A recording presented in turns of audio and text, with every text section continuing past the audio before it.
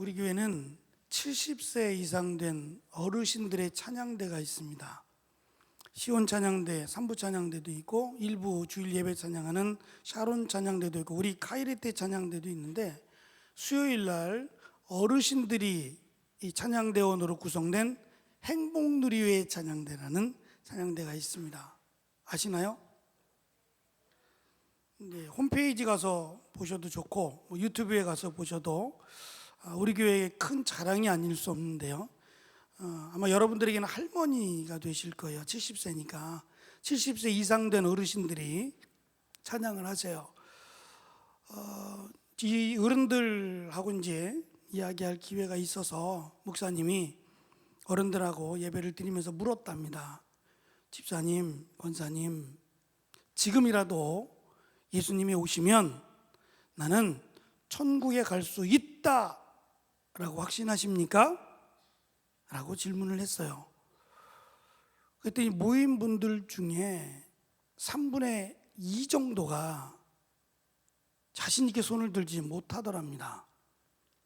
그분들이 우리 교회에 아마 나오신 지는 상당히 많은 분들이, 우리 교회가 창립 53주년이죠. 50년 가까이를 젊을 때부터 섬겼다면 반년, 반평생을 교회를 섬기고 우리 교회를 여기까지 인도해온 겁니다. 세워온 겁니다. 그런데 그분들의 마음 가운데는 지금 예수님이 오시면 나는 천국 갈 수 있다라고 하는 확신을 갖지 못했다는 겁니다. 그러면서 하시는 말씀이 왜요?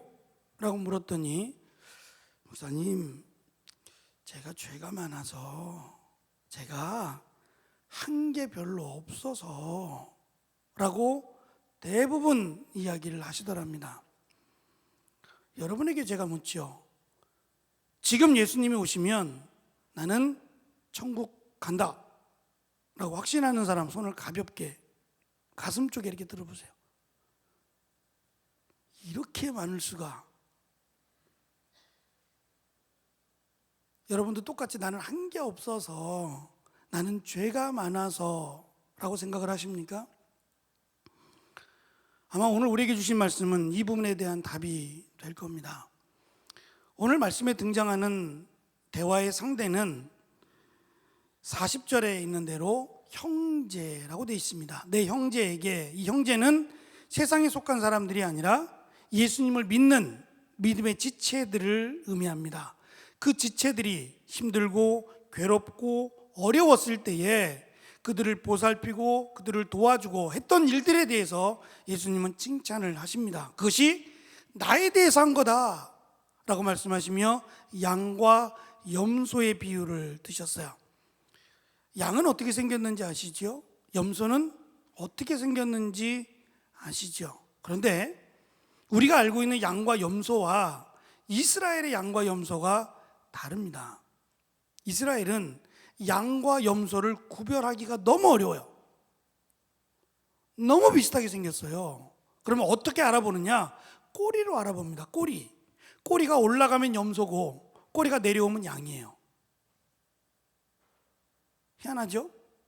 생김새로 보는 게 아니라, 색깔로 보는 게 아니라 꼬리로 확인을 해요. 그러니까 그냥 멀리서 바라보면 다 염소고 다 양이에요.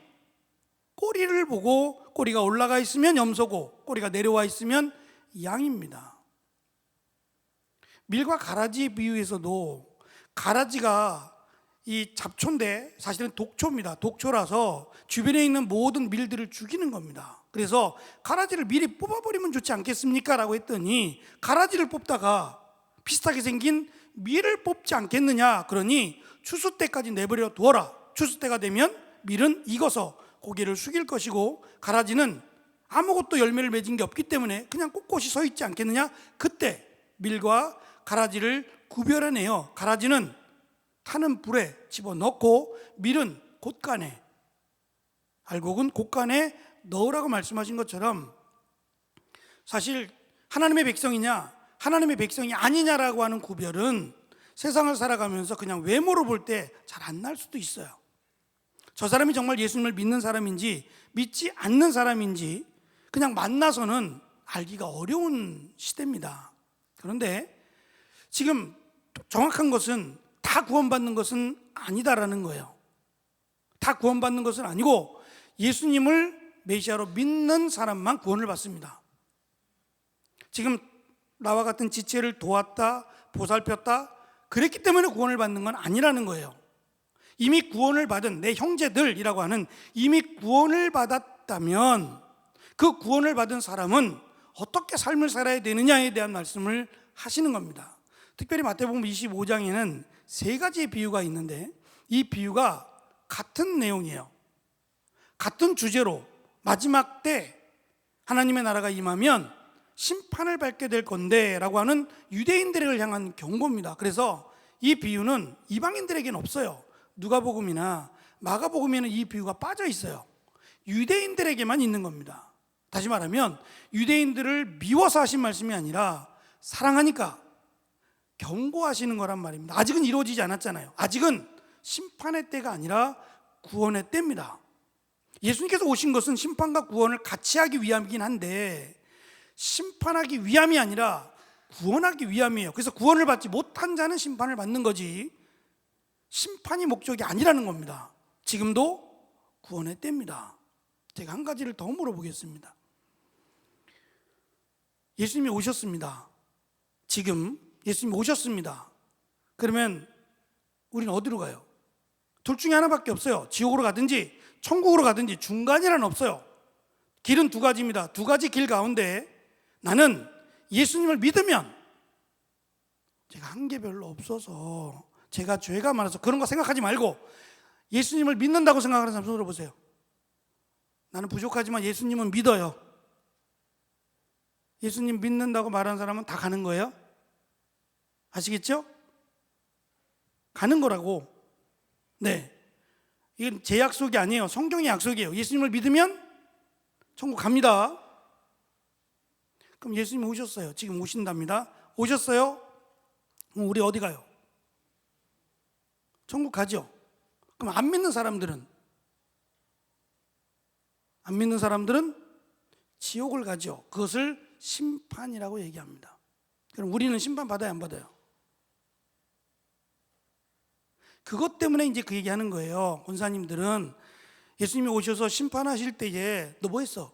라고 물어보시면 전 한 게 없어서, 전 죄가 많아서, 그 생각을 하니까 기쁘지 않은 거예요. 예수님이 오시면 혹시 내가 못한 것들을 다 끄집어내가지고 너 이거 어떻게 했어? 이거 다 물어볼 것 같으니까 자신 있게 저는 천국 갑니다라고 말을 못하는 겁니다. 그렇지 않아요. 우리는 어디로 가요? 바로 천국으로 갑니다. 우리에게는 심판이 없습니다. 믿지 않는 자들은 심판이라고 하는 것을 받지요. 왜냐하면 지옥을 간다라고 하는 심판을 받아요.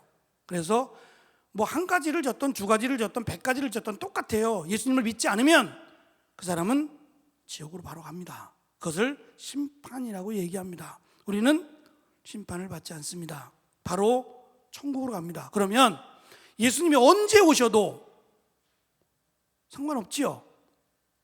지금 오셔도 아쉽긴 할 거예요. 결혼도 해보고 연애도 해보고 그래야 되는데 라고 하는 아쉬움은 있을지 모르지만 지금 오셔도 우리는 어디 갑니까?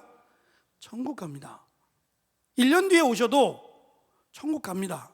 10년 뒤에 20년 뒤에 오셔도 천국 갑니다. 그런데 지금 오시는 게 아니기 때문에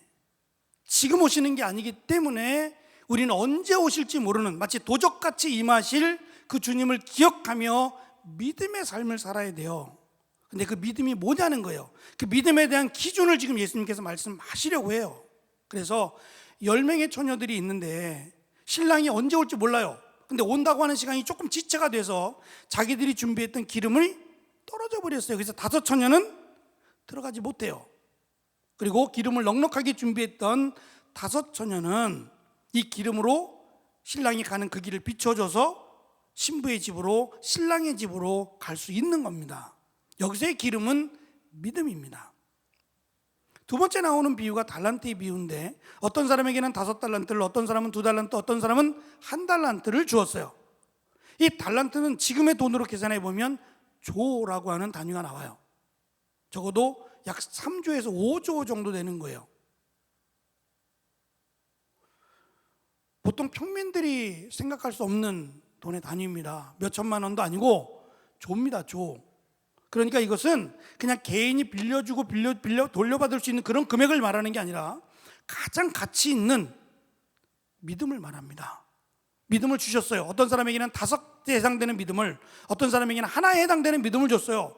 5이냐 3이냐는 중요하지 않고 믿음을 주셨다면 이 믿음을 가지고 어떻게 하라는 거예요? 보관하라는 게 아니에요. 우리에게 주신 믿음은, 우리에게 주신 은혜는 그냥 나 혼자 갖고 보관하는 데 쓰라는 게 아니에요. 믿음을 주셨다면 이 믿음을 가지고 어떻게 하란 말이에요? 하나님의 영광을 위해서 사용하라는 말입니다.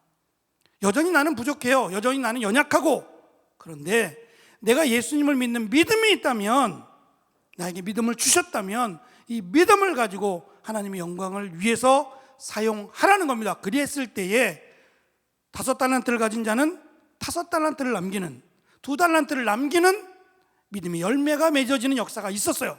그런데 한 사람은 아유 저는 부족해서요, 저는 연약하고요, 저는 감히요 라고 했을 때에 하나님이 주신 믿음을 땅에 묻어버립니다.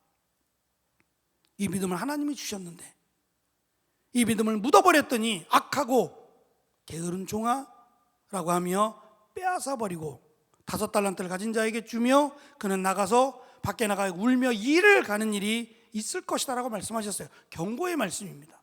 오늘 말씀도 마찬가지예요. 내가 믿음이 있다면 내 형제들을 위하여, 내 지체들을 위하여 돕는 일에 힘쓰라는 말입니다. 부족하지 않다는 말이 아니에요. 연약하지 않다는 말도 아니고 넉넉하다 넉넉하지 않다는 말씀이 아닙니다. 내가 힘이 닿는 대로 정말 최선을 다해서 우리의 믿음의 지체들을 도와주라는 말입니다. 그것이 믿음의 기준이 된다는 말씀이에요. 내가 얼마나 믿음이 있느냐, 그것은 얼마나의 믿음이 아니라 나에게 주신 이 믿음으로 얼마나 내가 주를 위해 살아가고 있느냐, 이것이 믿음의 기준이 됩니다. 여러분이 나중에 나이가 들어서 70 또는 60이 됐을 때에 제가 이 질문했던 질문들을 한번 기억해 보세요. 제가 별로 한 것이 없어서, 분명히 잘한 것은 아닙니다. 그러나 그것 때문에 구원을 받지는 않습니다. 구원은 예수 그리스도를 믿음으로만 받습니다. 단지 나에게 허락하신 이 구원의 감격, 구원의 은혜를 받았다면 그냥 살지는 말아야 됩니다. 적어도 하나님의 나라를 나에게 주셨다면 이 기쁨과 감격으로 하나님을 위해서 내 시간을, 내 물질을 드려야 되지 않겠습니까? 누구에게나 시간은 같습니다. 24시간입니다. 누구에게나 지금 비슷한 연령대를 여러분들은 살고 있습니다. 젊음이라고 하는 젊음의 때를 여러분들이 살고 있는데, 젊음의 때 같은 시간과 공간 속에 살아가면서 내가 하나님의 일을 할 수 없다라고 말한다면 어쩌면 게으른 종이라고 우리는 책망을 들을 만하다는 겁니다. 조금만 더 시간을 내고 조금만 더 내 시간을 줄일 수 있다면 할 수 있습니다. 제가 임원들에게도 그렇고 우리 청년들에게 화요찬양 집회 때 꼭, 그리고 자주 하는 말이 있는데, 짜투리 시간을 이용하라는 말입니다. 1시간, 2시간, 3시간을 빼는 건 쉽지 않아요. 그러나 5분, 10분을 절약하는 건 할 수 있어요. 근데 이 5분, 10분이 내 삶 가운데 빈 시간들이 많습니다. 잠깐의 5분, 10분만 아끼면 몇 시간을 만들어낼 수 있어요. 그 몇 시간이 어쩌면 여러분들의 인생을 바꿀 수 있어요. 제가 처음에 직장에 갔을 때에 그냥 아르바이트식으로 들어간 겁니다. 근데 저는 좀 이렇게 시간을 좀 앞으로 맞추는 경향이 있어서 출근 시간이 8시 반이면 저는 8시까지 출근을 했어요. 그래야 될 이유는 없어요. 그냥 제가 늦게 가는 게 싫어서 일찍 갔을 뿐입니다. 8시에 도착을 해서 제일 먼저 사무실 청소를 했어요. 시켜서 그런 게 아니라, 왜냐하면 깨끗하는 게 좋으니까, 정리한 게 좋으니까, 그냥 앉아있기는 무료하니까 그냥 오기 전에 그냥 주변에 바닥 한번 쓰는 정도, 그리고 어차피 화장실은 가야 되니까 간단하게 화장실 청소하는 것. 그리고 사람들이 왔어요. 제가 있는지 모르죠. 근데 나중에 제가 이제 아르바이트를 끝내고 다시 이제 학교에 복학할 때에 그분들이 하는 말이 있었어요. 저는 알아주기를 원한 것도 아니고 그냥 제가 일찍 간 거예요. 근데 그분들이 이제 제가 신학을 한다는 걸 알고는 다시 이 자리를 못 올 것이다라는 건 알았죠. 신학생을 해야 되니까.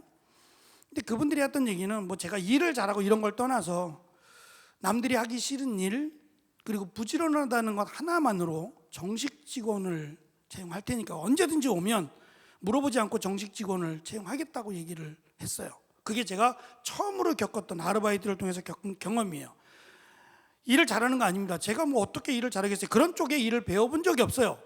어쩌면 더디 될 수도 있지만 끝나고 남아서라도 마무리를 지었고 남보다 일찍 가서 하기 싫은 일, 뭐 저는 하기 싫은 일은 아니었지만 나이도 어렸고 남들이 하기 싫은 일을 했다라는 이유만으로 저를 정식 직원으로 채용하겠다는 얘기를 들었을 때에 제가 내린 생각은 세상이 원하는 것은 일을 잘하는 사람 이전에 믿을 수 있는 사람, 성실한 사람이구나라는 것을 저는 알았어요. 그래서 제가 여러분들한테 그런 얘기를 하는 겁니다. 여러분, 일주일의 삶 가운데 나의 짜투리 시간들만 아끼면 주일날 적어도 하루만큼은 하나님의 영광을 위해서 섬길 수 있고 봉사할 수 있습니다. 내가 부족하다라는 것은 변명이 되지 않아요. 언제까지 부족할 건데요? 부족하다라고 말하는 것은 지금이 됐으면 좋겠어요. 조금씩 배우면서 채워나갔으면 좋겠어요. 할 일이 많습니다. 이제 우리 청년교구를 위해서도 그렇고 우리 교회를 위해서도 그렇고 곳곳에 여러분들의 손길이 필요하고 여러분들의 땀이 필요합니다. 언제까지 외면만 하지 마시고 하나님의 일에 함께 참여하는 청년들이 됐으면 좋겠어요. 분명히 구원은 믿음으로 받습니다. 그런데 그 믿음의 기준에 있어서 주님은 연약한 그리고 누군가의 도움이 절실히 필요한 그들을 이름도 없이 빛도 없이 도와준 그들의 믿음을 칭찬하고 있습니다. 내가 믿음이 있다면 나만을 위해서 살지 말고 우리 믿음의 지체들을 위해서 헌신해 보십시오. 예수님께서 말씀하실 때 제가 언제요? 라고 물었더니 네가 연약한 사람, 어린 지체, 믿음의 형제들을 도와주고 보살핀 그것이 곧 나를 위한 것이다 라는 말씀을 하셨습니다. 사람은 알아주지 않을 수 있어요. 그러나 주님은 기억하시고 기뻐하신다 말씀하십니다. 많은 것을 요구하신 것이 아니라 내가 할 수 있는 그것 가운데 여러분들이 최선을 다하는 거룩한 날이 됐으면 좋겠고 여러분들의 젊은 날이 됐으면 좋겠습니다. 그래서 여러분들이 60대, 70대가 됐을 때 정말 구원받을 확신이 있습니까? 라고 물어보면 예, 저는 여기까지 수고로 달려왔습니다. 감사로 달려왔습니다. 라고 자신 있게 말할 수 있는 우리 청년들이 됐으면 좋겠습니다. 그것으로 구원받는 건 아니지만 구원받은 우리가 하나님의 영광을 위하여 정말 내 시간들을 아껴서 주님을 위해 열심히 달려오느라고 고백할 수 있는 귀한 믿음의 고백이 여러분들에게 있기를 바랍니다. 기도하겠습니다. 주님, 우리에게 하나님의 자녀 그리고 하나님의 백성이 되는 은혜를 주시니 감사합니다. 우리에게 구원을 주셨는데 구원받은 우리가 어떻게 살아야 되는지 오늘 말씀 가운데 우리에게 가르쳐 주셨습니다. 내 형제, 내 지체를 위하여 정말 열심히 내 몸과 같이 사랑하며 그들을 섬기라고 말입니다. 우리 교회에는 알게 모르게 우리가 해야 될 일들이 많습니다. 나는 부족하지만, 나는 연약하지만 나를 필요로 하는, 나를 원하는 많은 하나님의 일들이 있는데 내가 연약하다는 이유만으로 하나님의 일을 멀리하지 않기를 원합니다. 그리고 최선을 다해서 우리가 하나님의 영광을 위해 달려가는 우리의 젊음이 되기를 원합니다. 내가 나이가 60이 되었을 때, 내가 나이가 70이 되었을 때 구원받을 확신이 있느냐라는 질문 앞에 제가 열심히 살아왔습니다, 하나님의 영광을 위하여 달려왔습니다라고 하는 멋진 고백이 사랑하는 청년들의 입술에 있을 수 있도록 저들의 삶을 주장하여 주옵소서. 하나님 함께하여 주시고 이제 2017년 마무리가 되어 갑니다. 한 해를 믿음으로 잘 마무리하고 2018년도 하나님의 영광을 위하여 잘 준비하는 복된 또 한 해가 될 수 있도록 인도하여 주옵소서. 감사드리며 예수님의 이름으로 기도합니다. 아멘.